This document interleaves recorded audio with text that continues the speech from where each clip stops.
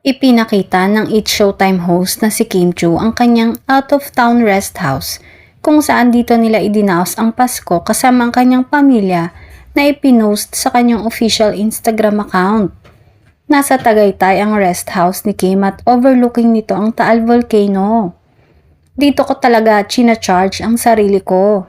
Kunyari, away from the city. Gusto ko magpahinga, lumanghap ng fresh air, saad ng aktres.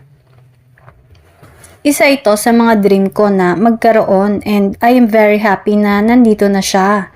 And na-experience ko na siya and nahahawakan ko na yung isa sa mga pangarap ko sa buhay. Ngayon magkakasama kami to celebrate Christmas, say niya. Kinilig to the max muli ang Kim Pao dahil ngayong araw ay dami ng paayuda ni Kim.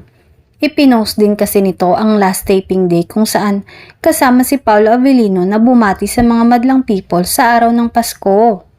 At ang pinakakinilig at usap-usapan ngayon ng netizens, ang di umano'y spotted na isang sasakyan sa labas ng rest house ni Kimi na hula ng mga netizens ay sasakyan ng rumored boyfriend nito na si Paolo Avellino. Say pa ng Kim Pao fans, finally, buo na ang Pasko ngayong alam namin na sumunod ang aktor sa Tagaytay para makasama si Kim Chu.